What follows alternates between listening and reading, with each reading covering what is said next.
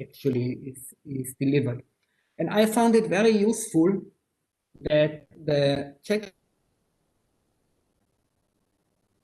mainly finance and industry and trade, agreed to send some of their colleagues, mostly younger colleagues, ambitious colleagues that wanted to learn something about how an economic survey is produced, to send them to Paris and let them participate in the drafting and the preparations of the economic survey.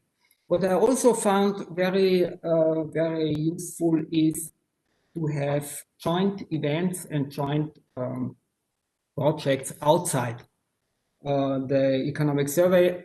The Czech growth strategy was mentioned already. We organized a workshop to discuss that, and we invited participants from all other directorates that covered important elements of this growth strategy of the Czech Republic. We also made a small contribution to the Czech presidency, and all these events and projects strengthened the personal relationship between those that worked in the ministries in Prague and the Secretariat, but also other delegations, other member country delegations. And so let me again conclude that I consider it an enormous privilege that I could be part of that. Of course, there also have been occasions when, let's say, discussions were a bit tense and agreement was not always immediately clear from the beginning. Some years ago, I mean, the idea of green growth or climate change wasn't at very high up in the policy agenda of the Czech governments. But we always found ways, to let's say find language that was not confrontational, but tried to underline the cooperative aspect. For instance, a report like that. And so I'm confident that this sentiment will also prevail in the future, and I take a lot with me that from the work that I was allowed to do for the Czech Republic in the OECD. Thank you very much. Thank you, Andreas. Thank you for your patience and also for your thoughts and stories about making reports of surveys on the Czech Republic. And I would like to thank you very much for the work you've done, for the cooperation and the thoughts shared with OECD. And as mentioned by others, always important, always inspiring and influencing economic policy of the Czech Republic. So when we are trying to sell the good story about the transformation, many steps were taken under discussion with OECD, and most of them, the recommendations were fully in line with what the government did in the Czech Republic. So I would like to thank you very much for that, and wish you to see you in Prague in the soon, if you have a chance to come. Thank you, Andreas. And let's move to another speaker, which it's a big privilege for me to welcome Dr. Jacobs Franco. And I study economy, and I study also the story about Israel's inflation. And Jacob is one man who really put inflation under the control in Israel. As one of experienced person governing the time the Bank of Israel. Israel entered OECD 2010. It's a couple of they are also celebrating 10 years of anniversary being in these organizations. And Dr. Jacob Franco is experienced financial experts serving both for the governments and private business. So I think that it will be very useful to share with us your thoughts about these organizations and cooperation, and what is inspiration for you and what we would like to say on that. Jacob, please. Thank you. Thank you very much for this kind opportunity. I'm really delighted and privileged to be invited to address this group, especially on this special occasion. And when I look at the list of panelists and those other speakers, I can say it's a family reunion. A family reunion that has to do with friends, professionalism, the Czech Republic, and in fact, my contacts with the Czech Republic started still before, during the Czechoslovakia time. So, like the previous speaker, I will also start from the personal angle and then proceed to some general principles. Of course, I skip all the formalities of the beginning of addressing, and of course it's a privilege to be in a session with the Prime Minister, with the Foreign Minister, with the Secretary General of the OECD, and with all the other friends. And let me go to the beginning. For me, the beginning started really in January 1990. I was in Davos, just launching the Polish stabilization program, which started on January 1st, 1990. And in the meeting over there, three young people, I was also younger, of course, approached me in 1990 and said, we are planning to be very involved in the economic transformation of Czechoslovakia.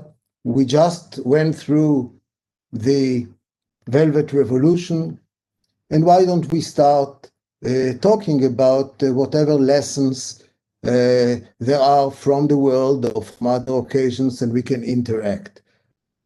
I was at the time the head of research of the International Monetary Fund, and I found it very exciting to have that opportunity.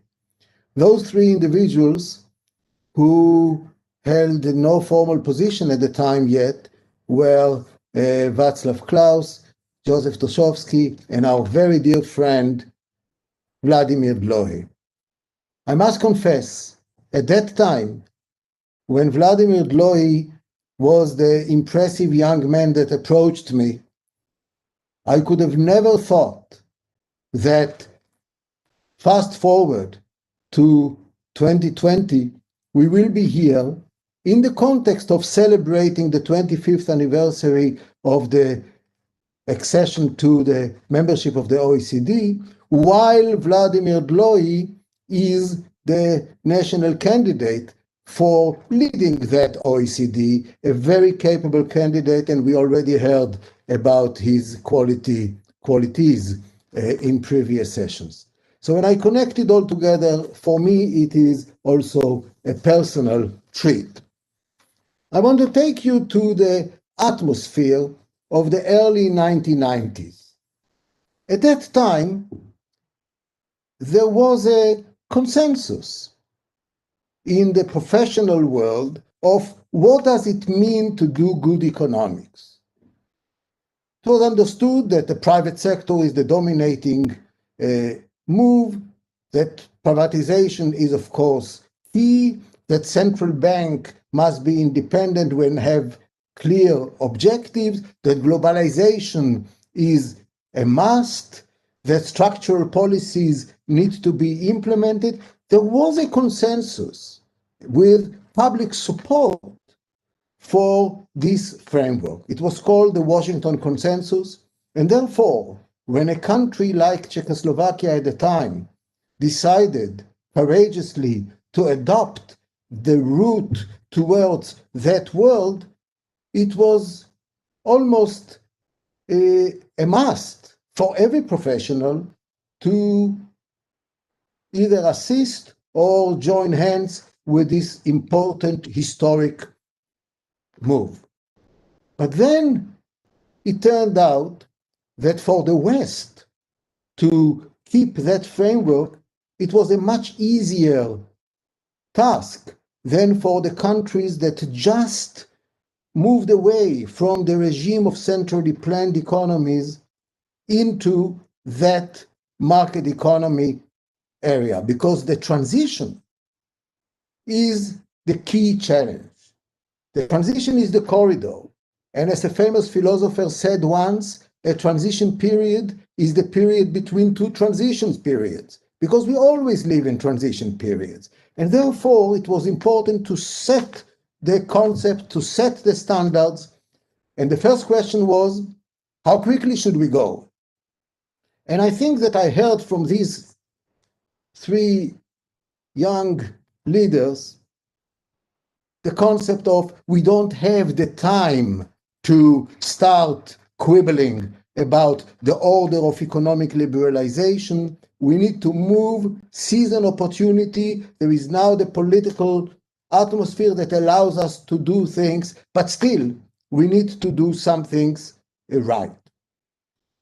Since transformation, and they insisted all the time that they do not look for an economic stabilization program a la Poland, but for an economic transformation. Transformation is not an act, it's a strategy. A strategy is a way of life. So it's an ongoing framework. So you cannot be impatient. You cannot expect results from today to tomorrow. And that's why you need to prepare the population to a long journey. And the population always likes shortcuts. And Vladimir Dloy already mentioned today one of the challenges. When you open the economy to trade, to commerce, to financial markets, there is a dictum. If you open prematurely the capital account, then you will be swapped because capital movements are moving very fast. So there is a consensus, a professional consensus of what is the order. And the order is first get your house in order, make sure you have a fiscal system, you have a monetary system, etc. You have a strong financial industry. You open the trade account and let the best win because that's what competition is about. And you are getting ready for rapid capital flows by allowing your exchange markets to be flexible. If you are trying to defend an exchange rate against a tsunami of capital flows, you will be tempted to protect yourself by things that stop the capital flows, capital controls, tariffs, etc., which is exactly the opposite what the basic strategy was about. So we learned from it. And you emphasized all the time how much you learned from the OECD. But I want to tell you that the world and the OECD has learned a lot from your experience. There is a lesson that says, create the financial stability that allows for opening the capital account. And once you open it, you cannot stick to a nominal exchange rate, which will basically mortgage your monetary policy to the wrong objective. That's an important element. We have learned some general dictums that still many countries have forgotten today, namely, budget deficits do not create jobs, do not create growth. Nominal devaluation is not a mechanism to create competition. Inflation does not lower unemployment in a sustainable way. Capital controls is a slippery slope. Strong policies need to have human face. In other words, all of this is part and parcel of the atmosphere that said we need to reform. But what does it mean we need to reform? We need to change our actions because there is a dictum. If you want tomorrow to be different than today, don't do today what you did yesterday, which means we must be ready to change. But if we are ready to change, it means that we may fail along the way. And here is a very important characteristic. And the characteristic is be ready to take policy risks and be ready to tolerate setbacks. The word failure should be out of the dictionary because it is a paralysis for policymakers. They don't want to fail and therefore they will not do the right things. So we have to talk about setbacks. Narratives are important. There is a saying, if you try, you may fail. But if you don't try, you have failed. And I think that countries like the time Czechoslovakia and subsequently the Czech Republic has tried. There are setbacks, but those are all part of the process. Now we are now in 2020 very much in an atmosphere of a crisis all over the world. That's the COVID, people spoke about it. And I think that there is one element to keep in mind, and again, the experience of the Czech Republic is useful here. Even at times of crisis, where the focus is on the short term, please do not forget the long term. Because in the morning after, you may find yourself with huge non-sustainable debt. You may find yourself with huge unsustainable financial markets realities, and be ready for growth. But when we speak about growth, we have learned that we need to have always to add the adjective sustainable. And today's sustainable growth, as was already mentioned by Secretary General Angel Gurria, sustainable growth means that it is inclusive, that it takes care of the environment, because without those characteristics, growth will not be sustainable either socially or economically or politically. It is an extraordinary change of mind when I think about Czechoslovakia at the time in the 1990s and today, to think about the fact that now the issue is how to take leadership positions in the key international organizations rather than how to find your way into admission. At the time it was how to access, now it is how to lead and run. And the reason is, and we are talking now about the IMF, the World Bank, the OECD, the BIS, the EBRD, the Financial Stability Board, all of those are the international organizations that a country like the Czech Republic has gained the stature, the privilege, and the right to seek a leadership position. Because if you think about the characteristics of leadership, I like to say that leadership has 6 C's, 4 D's, and 4 P's. The C's are confidence, consistency, courage, conviction, commitment, and a compass. Because the world today, the world of the policymakers, they have lost their compass. I dare to say that all the principles that guided macroeconomic policies during the times that you and I went to school have now put on the sideway. Yes, the world has changed, and we can indeed do some new things. But let's remember, let's not throw the old textbooks away, because they will prove useful. At the end of the day, having a world of zero interest rates is not sustainable. It's the mother of all bubbles. And therefore, it's not to say that this is the time to raise rates, but it is the time to ask ourselves, are we ready? Is the structure of our debt, are the structure of our liabilities sufficiently robust to accommodate the world that inevitably we will go there? The 4 Ds are determination, decisiveness, dedication, and being a dreamer. I must say that talking to friends from the Czech Republic and talking to friends from, I would say, even the United States, it's a very different conversation. People from the Czech Republic that I meet, and I have met, showed me that sober people can afford themselves to be visionaries and dreamers, thinks about a different place. There is a saying that if you want your dreams to come true, you have to wake up first. And I found that some of the people, and I look at Vladimir Gloy now on the screen, those are people with vision. They want their dreams to come true, but they are very awakened and with feet to the ground. Vladimir already mentioned the issue of privatization, and I will not elaborate on this. But there is one thing is clear. This is a situation where there is no blueprint and also no one size fits all.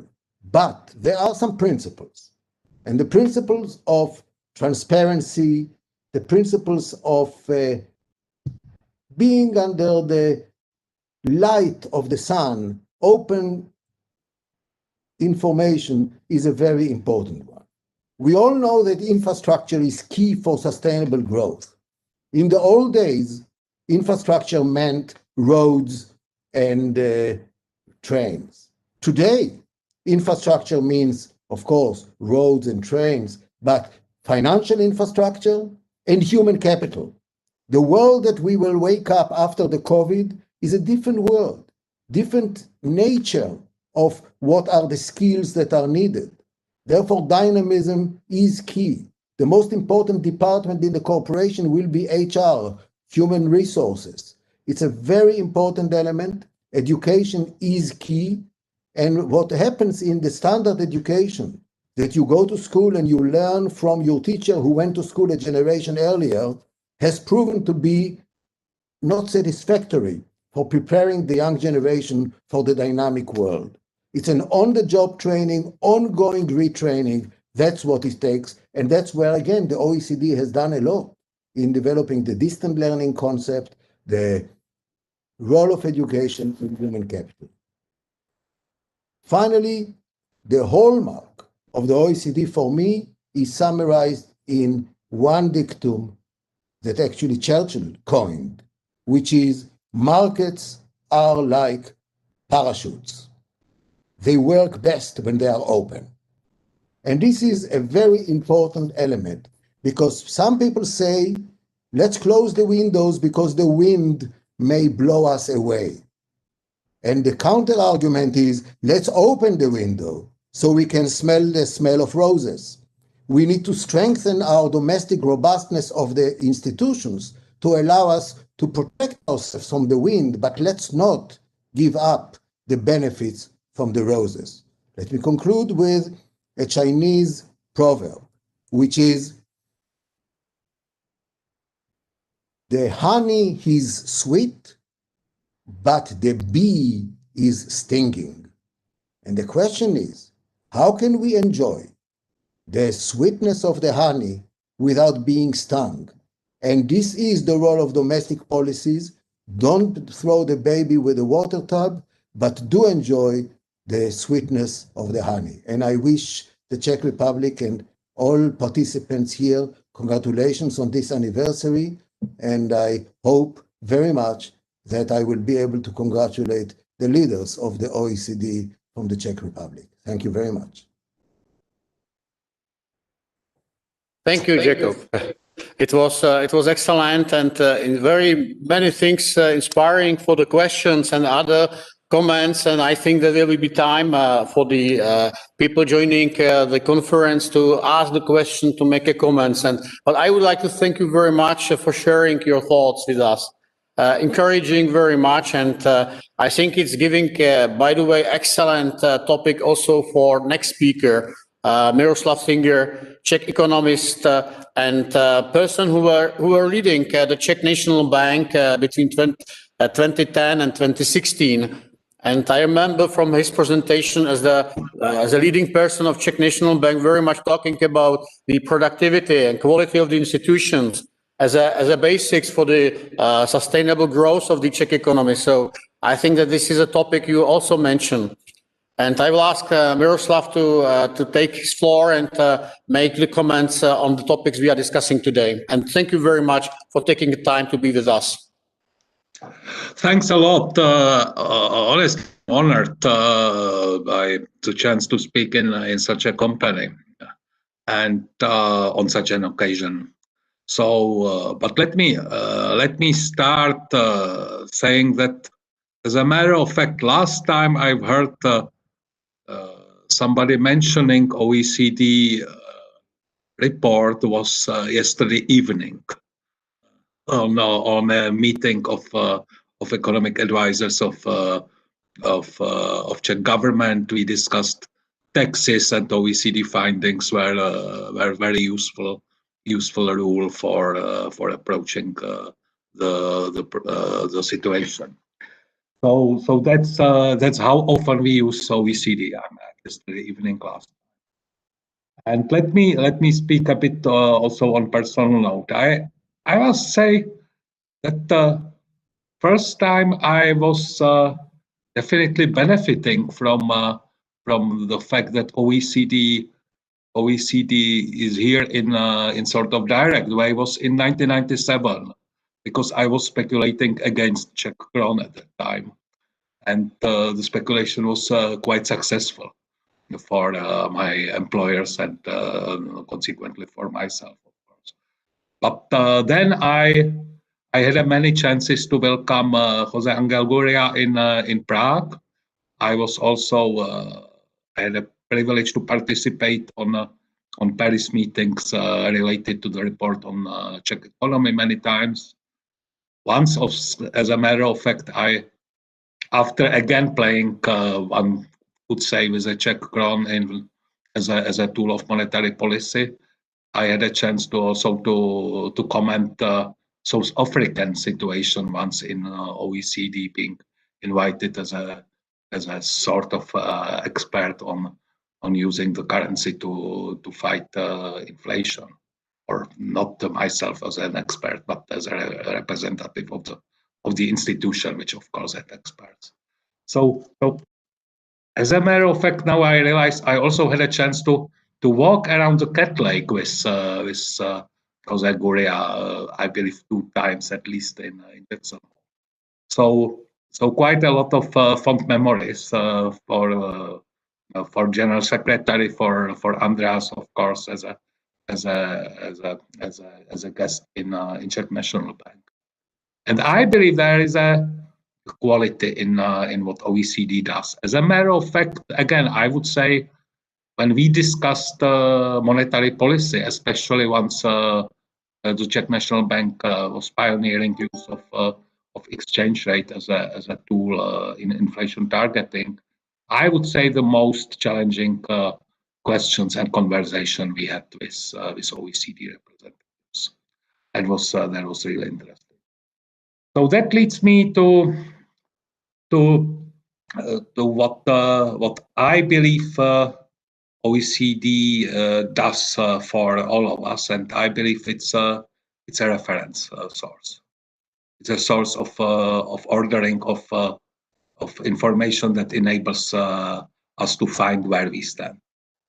Again, let me use one occasion. I remember on ECB once there was a report which tended to go far beyond monetary policy that we discussed as a governors on general meeting, and somebody said, like, aren't we going too far from monetary policy, discussing, I believe, the nursery schools? There was a footnote on nursery schools in Czech Republic and Poland. And then somebody said, well, I believe there is a OECD being much better provided for this sort of findings and comments. And that was the end of the report. And that's how OECD is perceived. It's perceived as a top quality advice.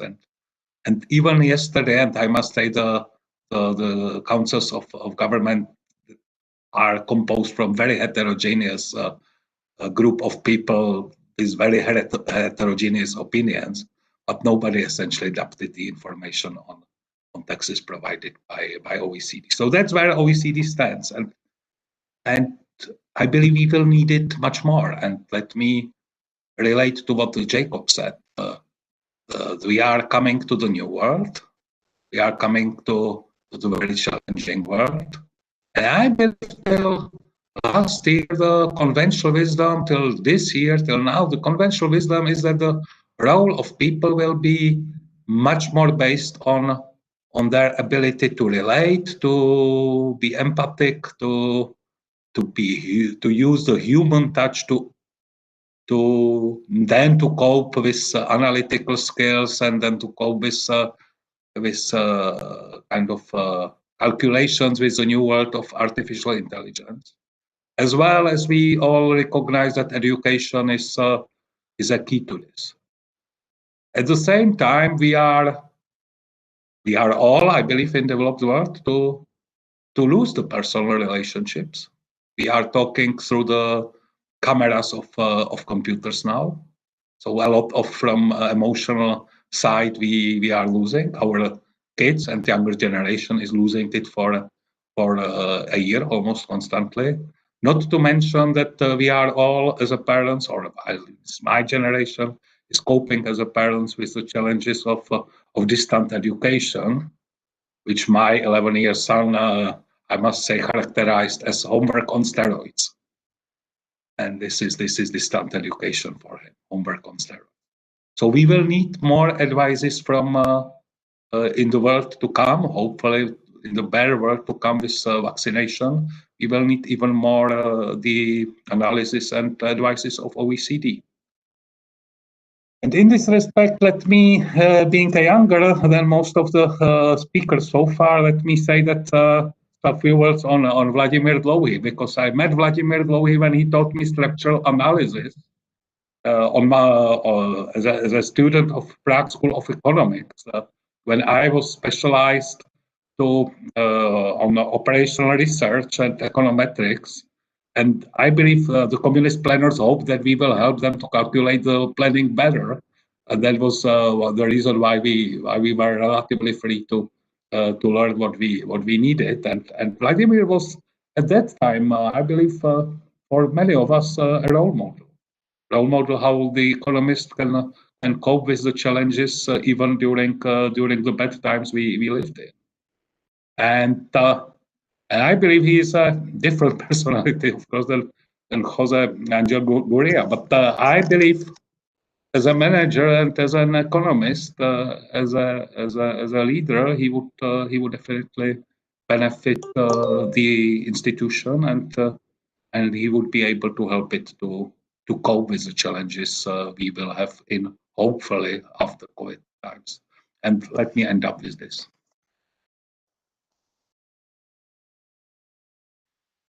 Perfect. Thank you so much for your thoughts, sharing with us, Miroslav.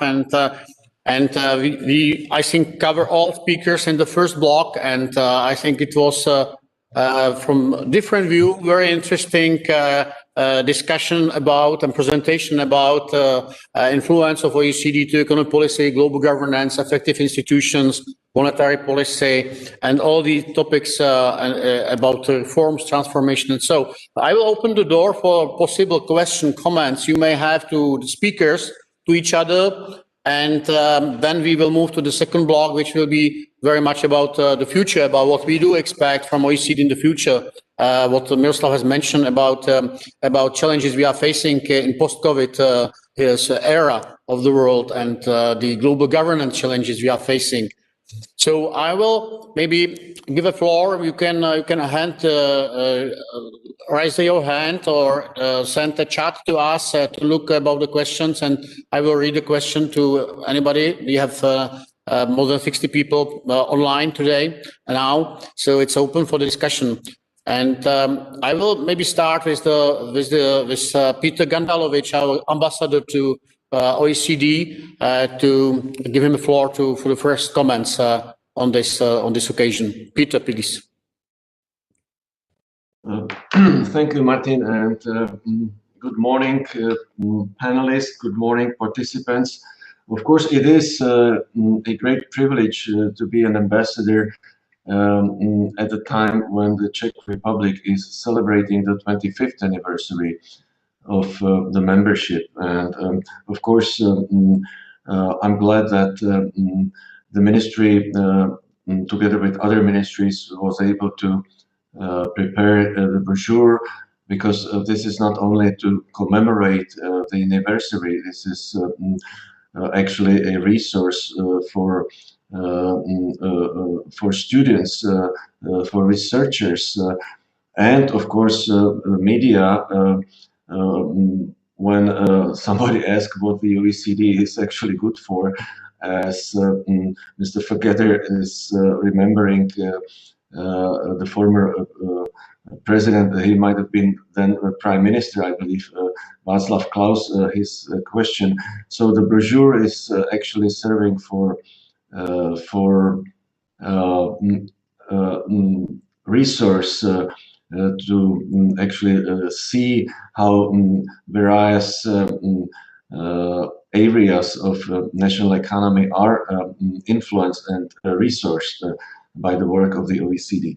But that was just a remark, and I have a question, if I may. It's of course a big honor to see the two renowned bankers, national bankers, to appear at the panel. So the question inevitably needs to be about the response to crisis. We already mentioned crisis in the Czech Republic, #1, so to say. Vladimir mentioned that somehow it might have been a little bit started by the very early opening of the capital account as the result of the entry to the OECD. I didn't even know that Miroslav at that time actually used this opportunity to to joining those who you know, speculated against the currency. Thank you, Miroslav, for that. So then the response of the National Bank was sharp increase in rates, and the response of the government was sharp cuts in expense. We all remember so-called packages. It was basically some sort of buzzword for cuts in expense in all ministries. Then, little more than 10 years after, another crisis comes. Of course, it was important from outside, and the bank basically tried to keep the interest rates low as much as other banks and the European Bank. But the government again cut expenses in order to at least to try to keep the budget balanced. And now we have another crisis again, 10 years after. And here we see not only that the banks keep the rates extremely low, but governments, and then they are supported by the OECD, not only they do not cut the expenses in the planned budgets, but they even have actually increased spending in the form of all sorts of subsidies and supports for all kinds of different sectors. So what will be our firepower for any next crisis? So what would you say about this? Thank you, Peter. I think it's addressed mainly to bankers or central bankers. So I see Miroslav and Jacob as a target of your question. So maybe I will start with Jacob. You mentioned about, because as I mentioned, I was learning about how you were leading the Israel Central Bank, and it was a time very high inflation, and macroeconomically it was a big challenge for Israel. And we know what mean inflation in the economy, about the trust of consumers and producers, and how it's destroying the economy. And it's not so many discussed today about this issue, but this is still one of the fundament, talking about the economic stability, and maybe about connected with that the crisis, and how you see the role of the central bank. If I can add some points to the question asked by Peter. Jacob, can you share with us your thoughts on that? Thank you. Thank you. Yes, thank you very much. And this is indeed the most pressing question that is now occupying us. And I must say, it has occupied us also before the COVID. In fact, one of the puzzles, and it is a puzzle, that actually it started already in 2008, 2009, when the great financial crisis started. That's when the G20 met in London, and they reached some conclusions, and practically all central banks have lowered interest rates close to zero. And the question was, we need to overcome that particular crisis.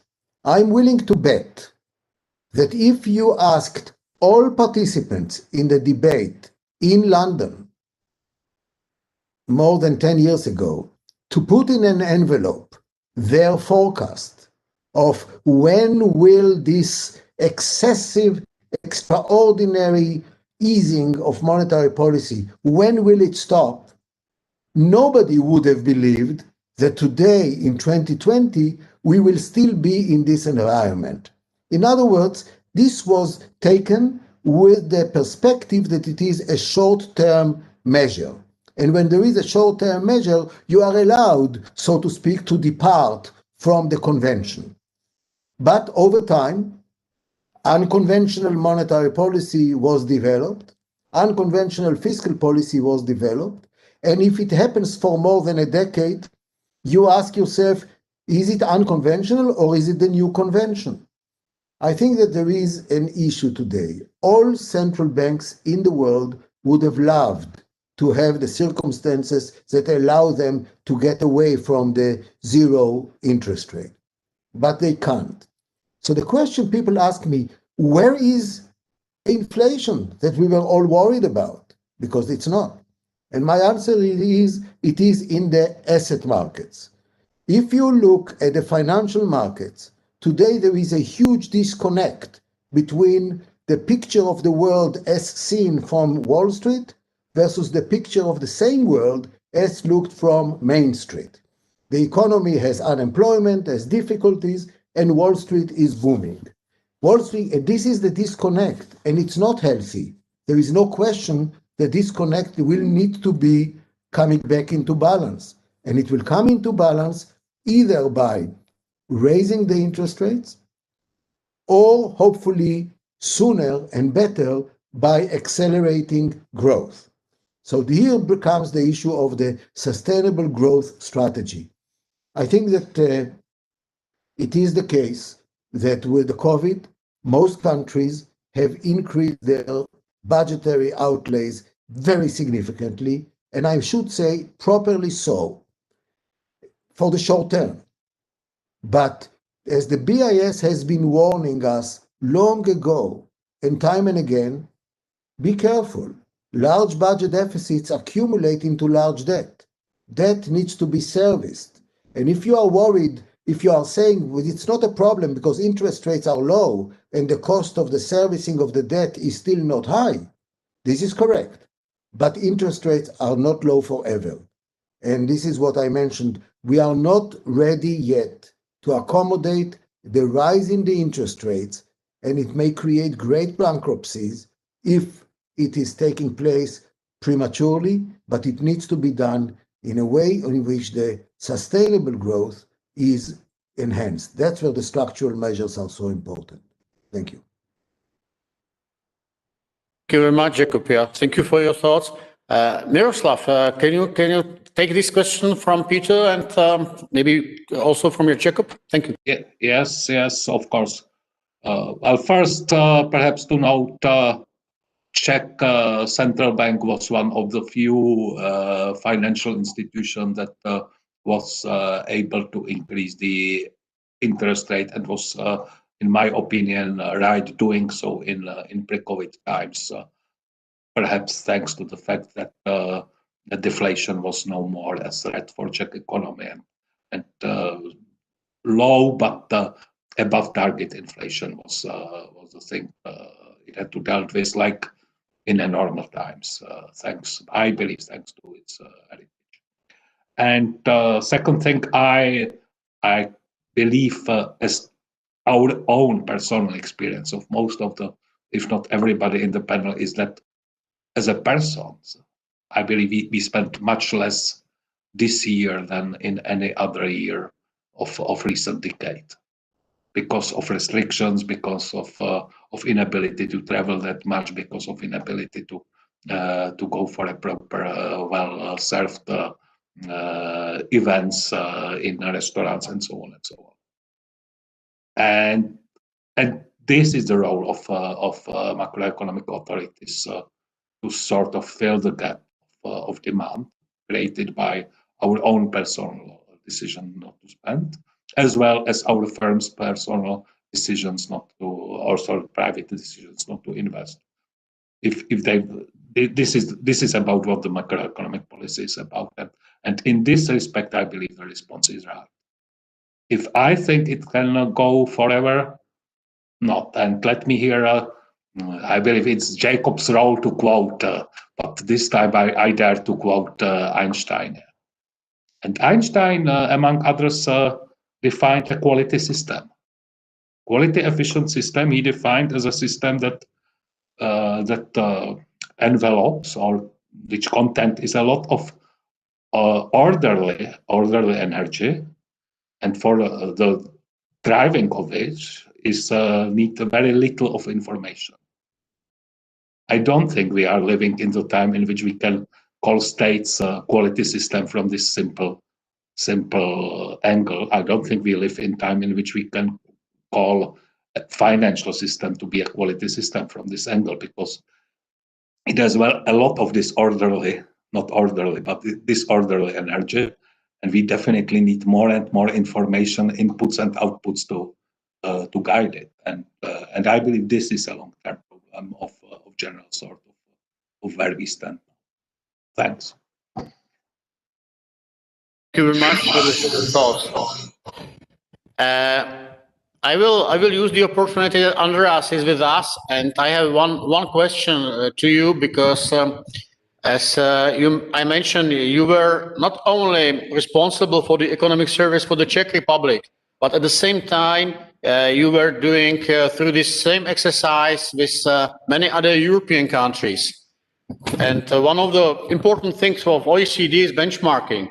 What is doing what? And we always ask what is working in other economies, what should be inspiration for the Czech economy.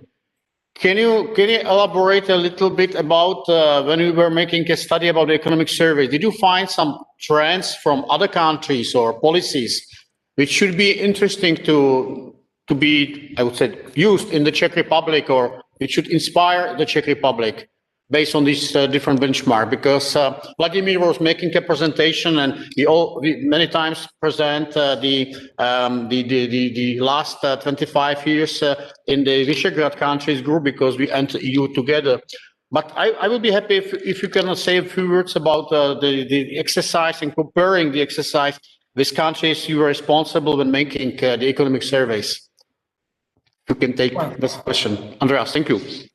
Okay, thank you very much for this very deep question. I mean, it's not easy to answer, but I would say, I mean, in my experience, I was working with about 25 different countries, yeah. And what I learned in that time is that there is no one size that fits all. Yeah, that is so. And I think the framework of the OECD interaction with the countries is actually taking proper respect of this individuality of each country. Now, when you are asking about what to learn from countries, I think one general principle is that if we look at countries, then those countries are more successful that are willing, yeah, to recognize errors, yeah, and then impose a process of error correction.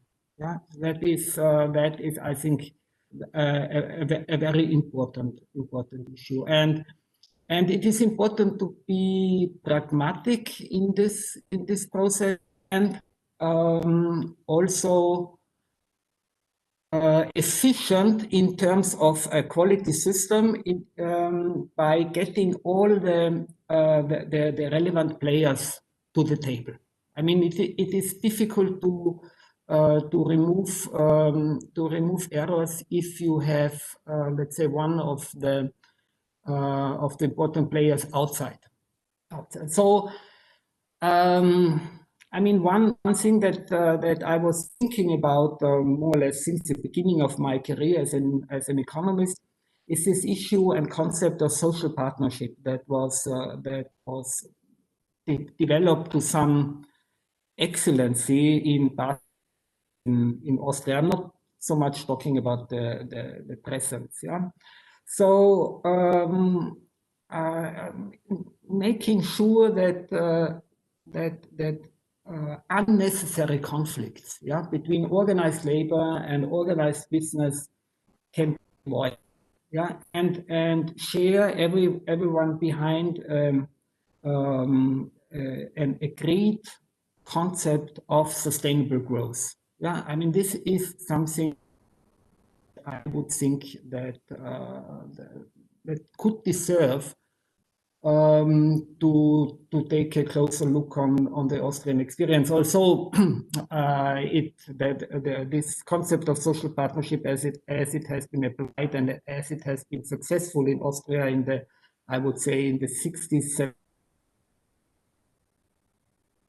it's not transferred.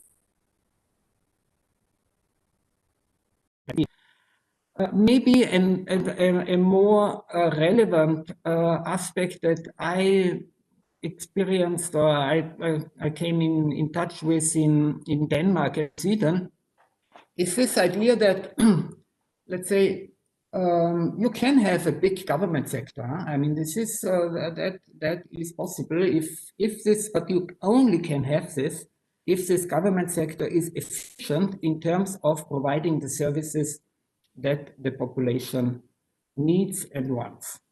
So establishing, let's say, a system of evaluation or a kind of an approach of evaluation that also defines, like in contested markets, principles of when does a public unit provide services in the quantity and in the standards that it can be expected. So what are the goals of public institutions? How can they perform? And so make sure that there is no waste of taxpayers' money. And having said so, maybe just one word on this debate that has been started by the ambassador, and how to think about budget deficits and the increase of debt and what for future generations. I think this discussion has to be put into a framework, and Jacob has already mentioned the concept of sustainable and potential growth. I mean, are current deficits public expenditure exceeding revenues, are these expenditures contributing to economic activity? If yes, then the burden of debt can be carried by broader shoulders in the future. If no, then we will have a problem. And this discussion, I think, is not sort of as prominent in all policy debates as would be necessary. Yes, so we add to the debate here. Thank you, Andreas, very much for that. And I think that I remember when we discussing in the Czech Republic the competitiveness based on the benchmarking with the other countries. We used to say about the three weaknesses in the Czech Republic architecture of the society, and this is infrastructure, innovation, and institutions. You mentioned the quality of the institutions, how it's important thing, and this is not only about the efficiency of the economy, but this is also important about building a trust among taxpayer and the government.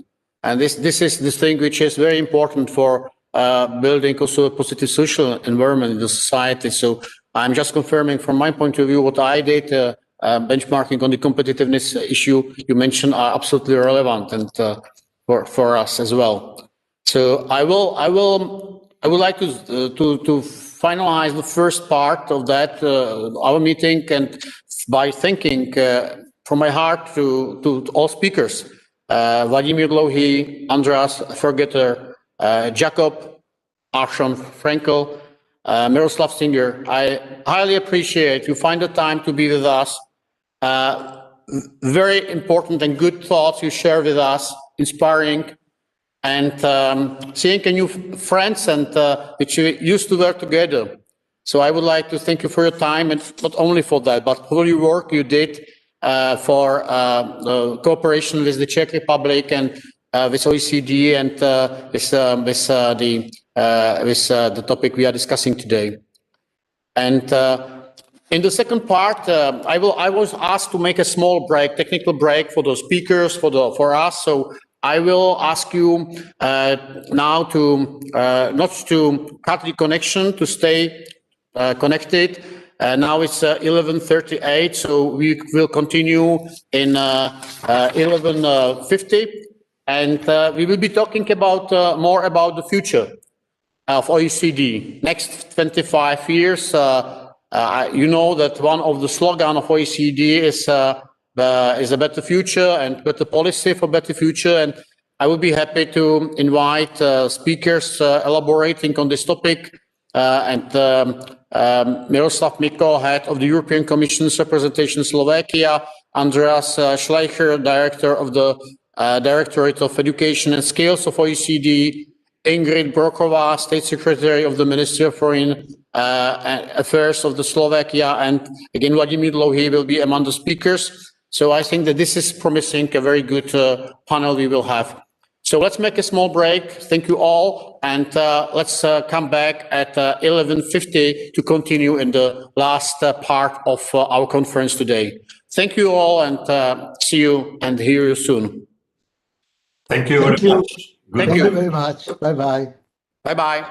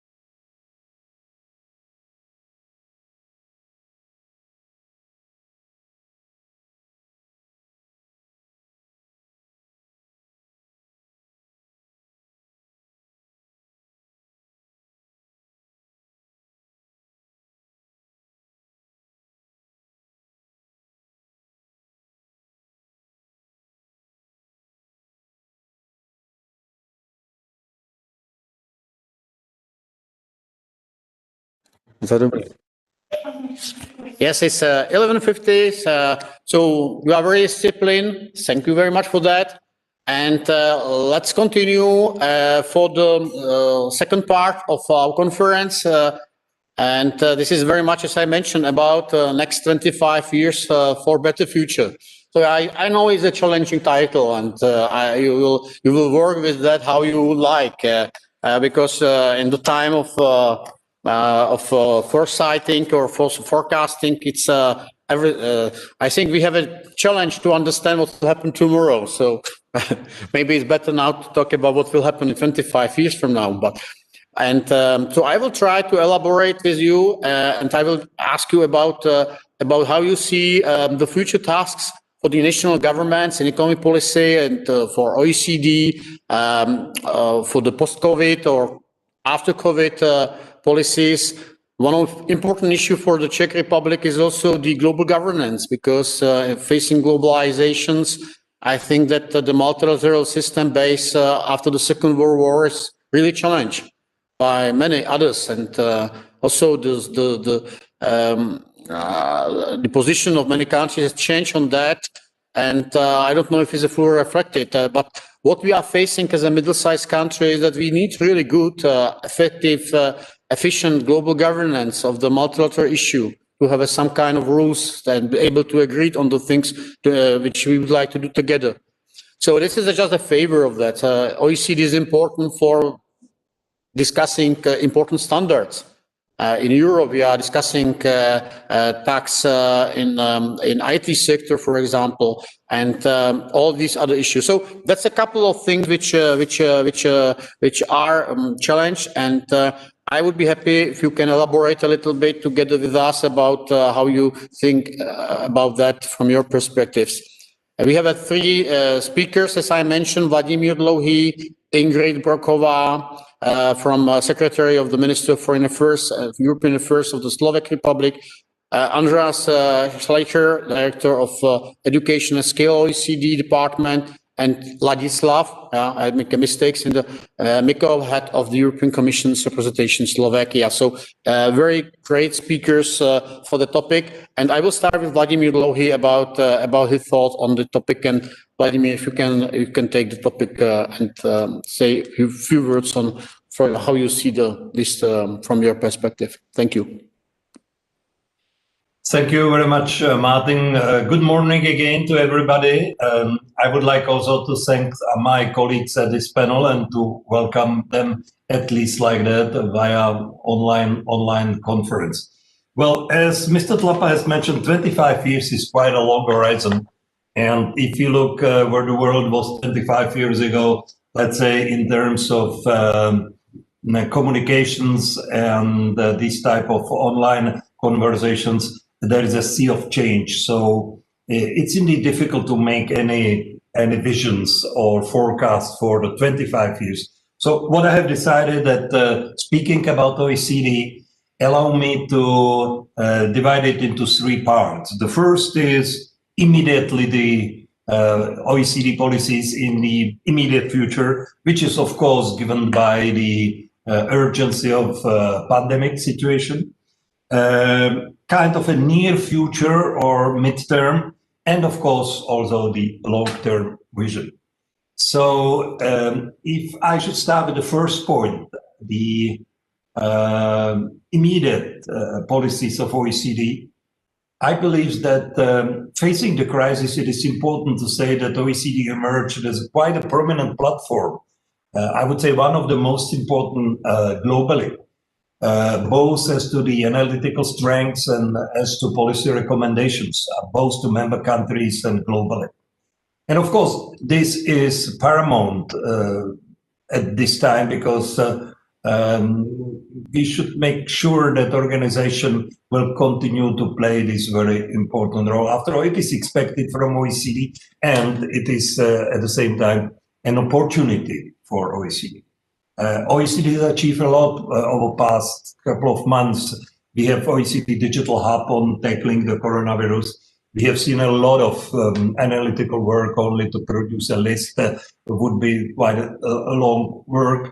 There is a lot of policy recommendation not only in terms of macroeconomic policies, financial markets, but also in another important area as the small and medium scale enterprises, but also, for instance, analysis of unequal impact of pandemic's hardship on different stratas of our society, position of women, children, disabled persons, etc. So I believe it is very important that OECD should continue, should develop kind of a common wisdom which quickly developed among the countries in terms of policies, how to deal with the pandemics. I have myself the first-hand experience because as president of Czech Chamber of Commerce, I'm, Martin knows very well, I'm in a very regular contact with the Prime Minister, with the Czech government on these policies. Sometimes it's a relation which is very stormy, especially when a country has a Prime Minister as dynamic as Mr. Babiš. Is. And I know very well the dilemma of the choice between keeping the economy open and protecting the health of the people on one side, but then the opposite question, how to reopen the business and not to risk another wave of infection. And just these days, I would say virtually these hours, Czech Republic is struggling after reopening a little bit last Thursday, but seeing some of the risk parameters worsening over the weekend. And of course, there is a strong common wisdom how to react, but this common wisdom, of course, is then different in each country. That must be in OECD policies and recommendations taken into the account, because we, of course, have a direct wage subsidies and salary subsidies. We have the policies to protect the health of the people. Of course, the vaccination and strategy for the vaccinations will be of immense importance. And in terms of logistics, I believe the OECD could have its say, etc., etc. The provision of cash and state guarantees for the banks to provide the access to financing, especially when the economies are going to get out of pandemics for a while. The support to the labor market, in English, furlough schemes, the Germans call it the Kurzarbeit schemes. Well, it again differs country by country, but this is very important. And it should have a social angle. It should basically concentrate on low-income earners, small and medium-scale enterprises, something which in OECD parlance, I understand it's called gig job people who were traveling on contracts before the start, and now they lost completely their means for living. And I mentioned already women, namely hospital personnel, etc. And last but not least, avoiding the free riders. This has a huge impact on the budget and deficits and debt, and we should indeed allow the free riders. So this, I believe, in the immediate future, OECD should be very active in continuing these policies. Of course, the next start, or next phase, or next period, from the very short term to medium term, will be the restart or economic restart policies. And here again, I see a crucial role of OECD. OECD adopted a slogan, "Building Back Better." And it's a good slogan because it encompasses the complexity, but it's not about the slogan, it's about the policies. And here I believe advantage for OECD is that the core of the policies to support the restart are and will be structural. Direct both public and private investment into sectors and technologies with strongest potential for productivity increase. Of course, following the well-known megatrends, I will not very long dwell on the slogans we all know: digitalization, artificial intelligence, robotics, biotechnology, etc. But yes, indeed, these technologies might become a very important drivers for the future productivity growth, for the restart of the economy, especially digitalization. Already now, as a matter of fact, it's a sector of the economy which is flourishing during the crisis. But we learned the communications like we are exercising today very quickly under the pressure of necessity. So digitalization already made a huge progress, but we indeed need to define policies which direct both public and private investment into these sectors. The restart policies must react to most pressing problems of today's world. As Jacobs Franco mentioned in our previous panel, it must be inclusive, sustainable growth. So these restart policies should be able to answer the issues of climate, biodiversity, environmental degradation in the first place, but also the other problems. And I believe that as to the structural policies, OECD is indeed positioned best among international economic institutions to generate most relevant recommendations with a global impact. Of course, a part of structural policies, macroeconomic policies are going to be important, and this has been discussed following the question of Ambassador Gandalovic at the end of the previous panel. We are living in the so-called new normal, that many economists believe that the worsening of deficits and debts and undermining the position of public finances elsewhere in the world is a problem, but not so pressing, because we are living in the world of the low interest rate, accommodative monetary policies, and we expect those low interest rate and low inflation to prevail. Yes, indeed, this is a kind of a prevailing opinion among the economists. Let me take Vitor Gaspar, the budget director or public finance director of IMF, who made a very good structured speech where he stressed that this might be still the case for a couple of years to come, and that especially the countries, fortunately for us, like Czech Republic, which entered the pandemics with public finance under control, shouldn't be afraid very much for worsening the debt position, and the debt financing will not be difficult in coming years. So we should not stop the fiscal stimulation during the pandemic crisis prematurely, because monetary policies do not have such a power fire as fiscal at the moment. But well, let's ask the question indeed. And Jacob, I think, was the one who questioned that. Indeed, will we be living for a long time under low interest rate and low inflation? Charles Goodhart and his colleague, he's a former Morgan Stanley, Manoj Pradhan, just recently published a great book, The Great Demographic Reversals, where they very quickly warn us that this doesn't have to be the case. Not so much because of the pandemics, but because of aging societies and social models which might restart the growth of interest rates and inflation much sooner than we expect. And again, OECD, I believe, given also excellent people which it has, and excellent macroeconomic analysis which we can do, or which OECD can do, indeed is well prepared and should have over the medium-term position here as well. Of course, the restart must have a social dimension, namely leading to the strengthening of the healthcare system, closing income inequalities, rectifying the gender problems, to name only the few. Education is, I would say, condition necessary, sine qua non, for the future inclusive and sustainable growth. And again, who else than OECD with its experience from the past, PISA, TALIS, and well, Mr. Schleicher, I believe he's 1,000 times better prepared to discuss this than myself. But who else than OECD should be at the forefront of the discussion? So here I see a nexus of OECD near future activities, recommendations, and overall effort, intersection of the macroeconomic, structural, social and educational policies with climate change response as a most crucial element. And let me reiterate, I believe that the OECD it has the biggest added value for its member, while none of other international organizations have this kind of expertise. And again, it's a great chance and great opportunity.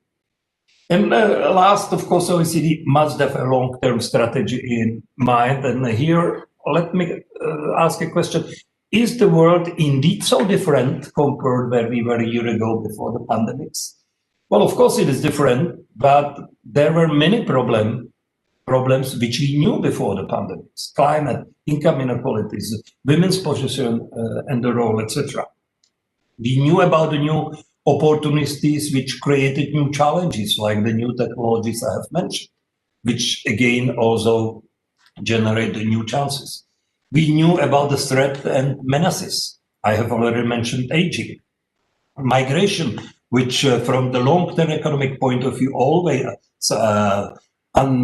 increases the productivity of the receiving country, but we have seen over the past couple of years that we were not able to manage massive waves of migration.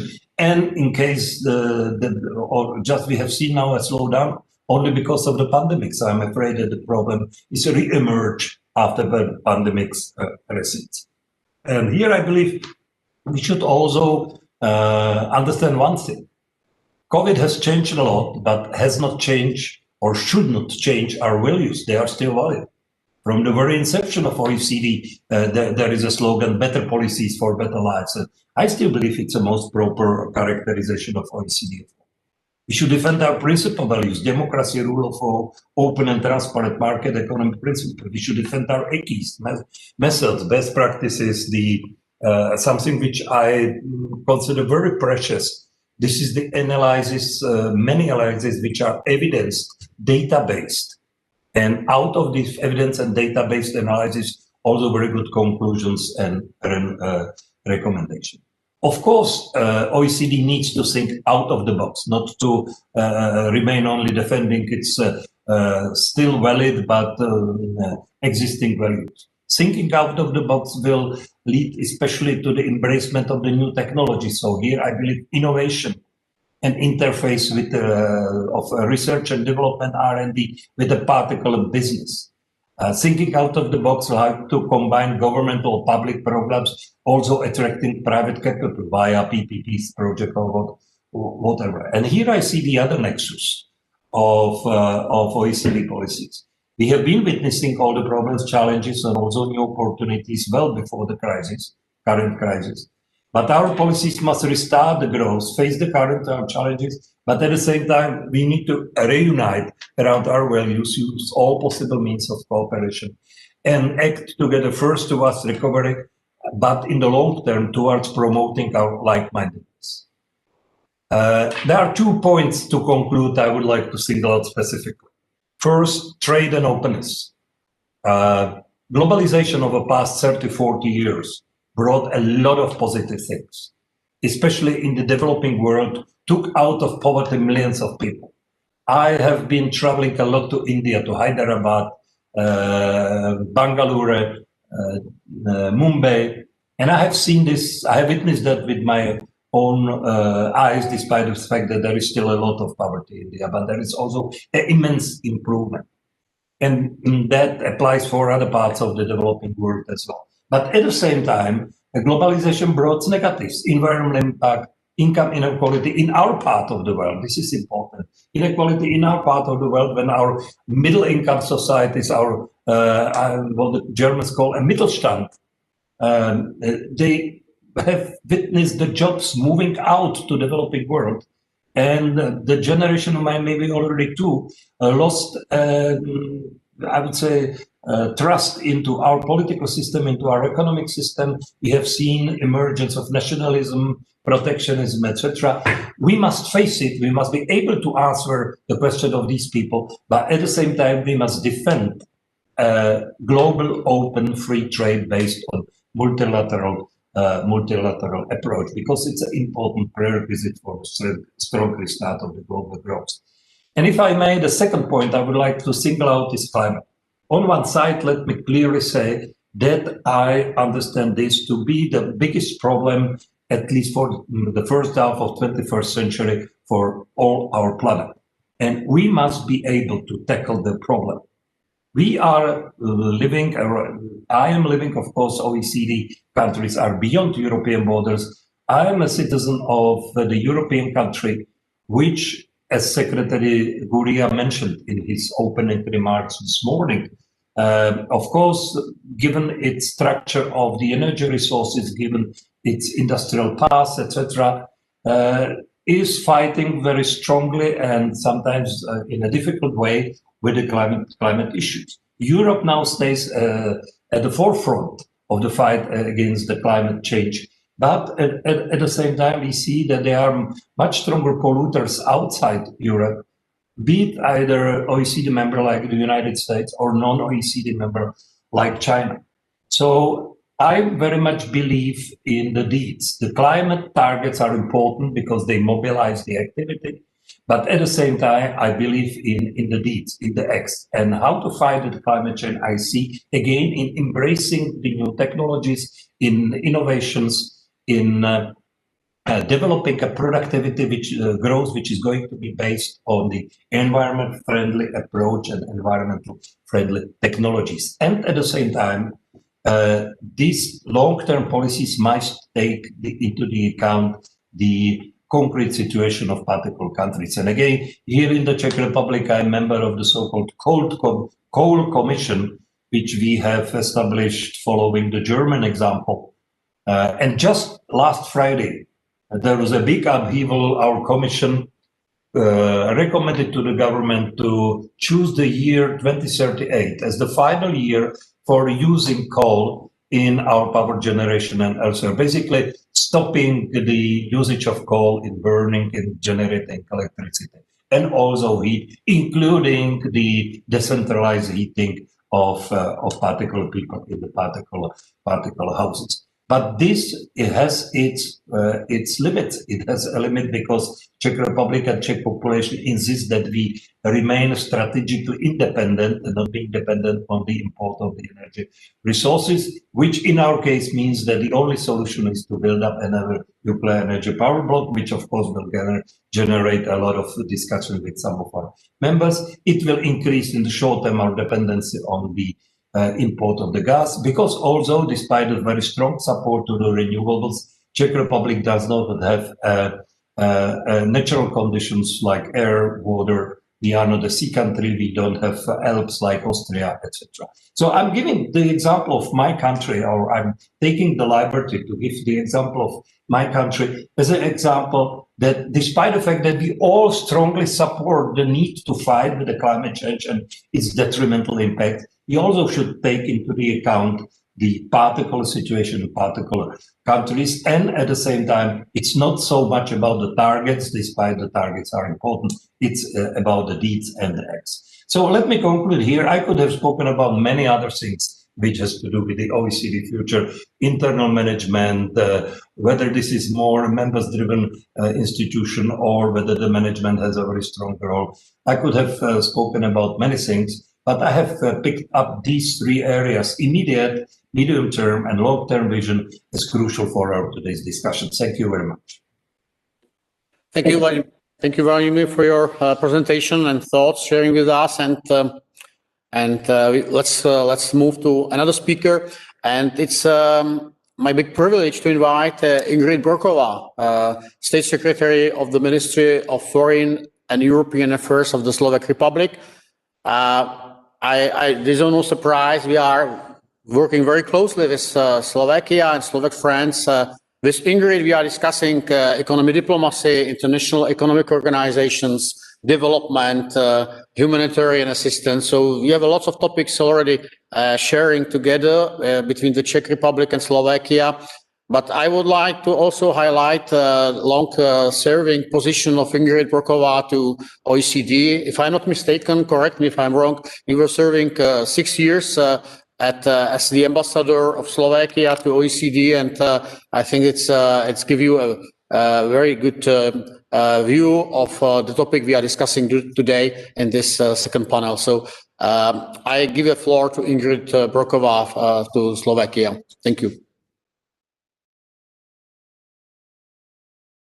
Thank you very much. Good morning or good afternoon from Bratislava. As you could see behind me, I'm locked down because of the quarantine here in Bratislava. But it is really nice to see so many friends on the screen, and I'm always very willing going back to the OECD world, or to the world according to the OECD. So yes, I have been serving my country 4+2 years, and it really has been a tremendous, very good professional experience for me. So, but first of all, thank you very much for invitation, and congratulations to the 25th anniversary of the membership.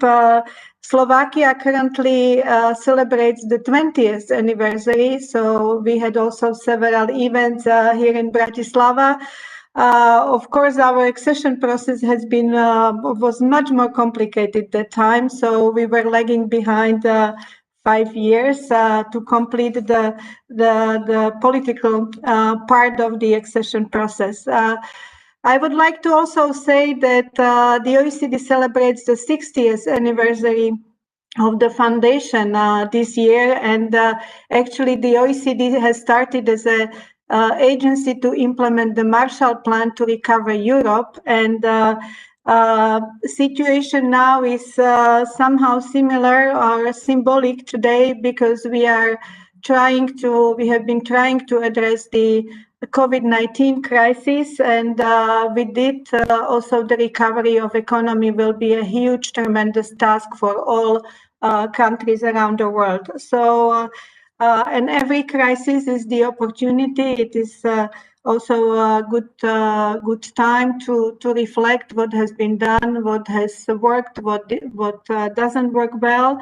And also the process of election of the new Secretary General goes with it, because also this is a good time to reflect that what works and what needs to be changed, and how to modify the activities of the OECD. Myself personally, I belong to those who believe very strongly in the mission of the OECD. I'm advocate of the positive thinking, and I think that the OECD managed also in the past to be relevant to the member states, and not only to the member states, but to the global economy. So maybe the first part of my presentation or my intervention would be that how to keep the OECD relevant in the future, or what makes the OECD relevant in the global economy. And I have 5 points what I would like to tackle. First is that the OECD is an institution of the like-minded countries, and it is as Andrea said, the organization has quite a strong convening power. It is the reference institution, game changer, and innovative and standard-setting organization. And it proved in the past, after the global financial and economic crisis in 2009, the OECD has started the project New Approaches to Economic Thinking, really to go beyond the GDP concept. The OECD started interactive tool, Better Life Index, really to look at the standard living from different angles and priorities. In 2019, the OECD approved the recommendation on artificial intelligence. So it's really the OECD has been an environment where we can see the thinking out of box. Second point is that what really makes the OECD relevant is the multidisciplinary character, expertise and experience, and horizontal work.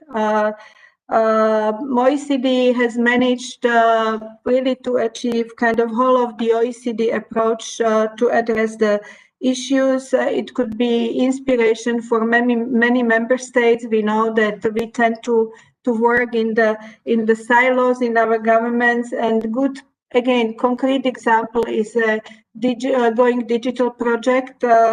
A good example is also very recently released Economic Outlook, which was packaged into the COVID-19 crisis, and possible solutions and recommendations, what could be done and what should be done. But where I see the strong comparative advantage of the OECD is the strategic foresight work. In the recent years, OECD has done a lot to in strategic foresight, and actually strategic foresight became the automatic part of the formulation of the sectoral policies. And when we look at the megatrends this time, it's migration, it's climate change, digital transition, inequalities, aging of population. All of these megatrends need to have a horizontal response.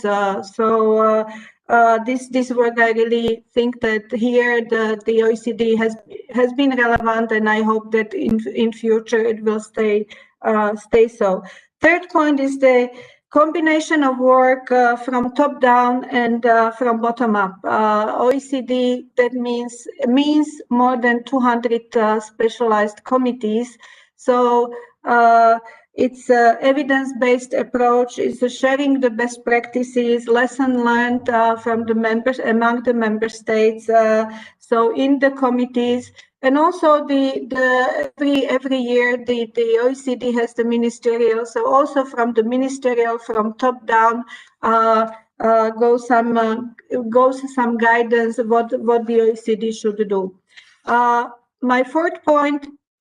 The OECD has the innovative mechanisms and tools for standard setting and their implementation. None of other international organizations work on peer reviews basis. OECD is well known because of thanks to the comparative analysis. I think for the member states, it's a good mirror where we are and what dynamics we have in the country. For our countries, Czech Republic, Slovakia, we tend to compare within the Visegrad 4 countries, which is okay. But when we see when we are in the comparison with other OECD members, the picture is totally different, right? So we can, from the comparative analysis, we could really see the trend in the country, whether we have dynamics for systemic changes or not. And also OECD provides many interactive toolkits for the formulation of sectoral policies, like they have none in the Going Digital project. Fifth point, engagement in G20 and G7. Here, really going global and spreading the international standards to the global level. Here, credit goes to the current Secretary General, because engagement and of the OECD in the last years with the analytical capacity for G20 and G7 has been very visible. A few remarks. Well, Czech Republic and Slovakia are small states, and there are many small states in the OECD. So maybe a few remarks on the position of the small states and interest of the small states in the OECD, because the perspective how countries look at the OECD is different, whether you are big or whether you are small. So. For our countries, I see very important that there is a linkage between the EU and the OECD, because Czech Republic, Slovakia, we are both members of the European Union, and obviously European Union is the key policy framework for us. But with doing homework for the EU, we can very constructively engage with the OECD, and there are several areas where, for example, Slovakia use this synergy in education, in public administration reform, in policies where the EU doesn't have so much in-house expertise. This is something what we should think of, that really the OECD also in the past has been very instrumental for us to finalize the accession process to the European Union, and also in our case to the Eurozone. Second point, the analytical capacity. I think it was Andreas who said that the OECD could be tremendously instrumental to build analytical capacity in the line ministries. And that's the case of Slovakia. We are still, even after 20 years of being member of the OECD, there is a lack of analytical capacities in the line ministries. So here, the work, intensive work with the OECD and possibility for our experts to work with the OECD teams on economic surveys or on other surveys in other sectoral policies is very useful. So, and for the small country, we feel that the OECD first should think about the member states, about the needs of the member states, because country like Slovakia, we still take more from the OECD than we can put on the table as a good practice to share and so on. But so response to the needs of the member states is important. Second, role of the Secretary General. Well, now we are in the process to elect the new Secretary General, and I was very pleasantly surprised how many candidates showed the interest to become the Secretary General and how strong these candidates are. So here I would use this opportunity to wish the good luck to Vladimir Dlouhý in this competition, because it's a quite a challenge. But we see the role of the Secretary General as any other small state, as a guardian of the rules and value for money spent in the organization. So and we see the organization as a members driven organization. So my third point is the prioritization of activities. I'm not going to speak about the specific sectoral policies on what should the OECD be focused, but prioritization is the demand of the day. Not Christmas tree, but maybe it's time to look at in what the OECD has the comparative advantage, through what outputs the OECD is well known. And here, not because I see Andreas Schleicher, but PISA is very well known output of the product of the OECD.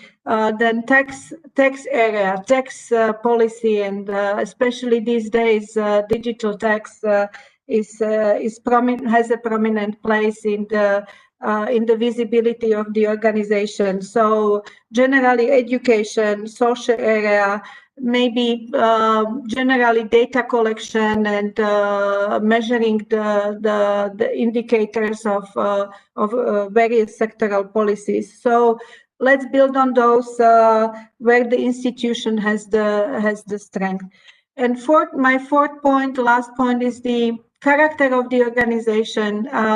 It is well known that there have been 6 countries waiting to start the accession process to the OECD, and in the last 2 years, it has become kind of trauma, because they haven't got any signal from the organization whether they could be able to start the accession process or not. So today it's becoming the question of the credibility of the organization, whether the member states are not or are able to say whether they are willing to enlarge the organization. But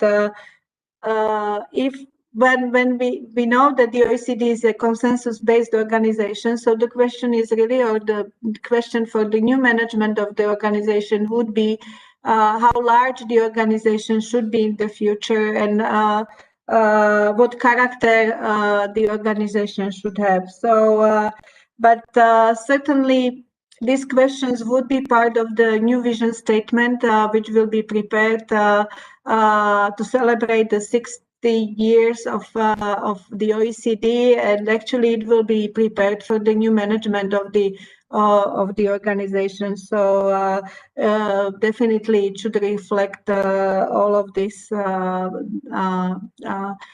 I will stop here, and thank you very much. Thank you so much, Ingrid. Yeah, it was very well structured and reflected the priorities. Very close, by the way, to the Czech Republic. And thank you very much to spending the time with us. It was very important. You mentioned PISA, and it naturally goes to Andreas Schleicher, who is the Director for Education and Skills and Special Advisor on Education to Secretary General of OECD. And PISA is a program for international students assessment, and it's a very important exercise, and it's discussed in all OECD member states, by the way. And I found, when I was looking on CV, Andreas, I found two quotations. One was from US, and that you are the person who is telling the truth to the governments about the level of the education in the country. So I don't know how popular are you among different countries. But another quotation is even more surprising me, because former UK Secretary for State Michael Gove called you as the most important man in English education.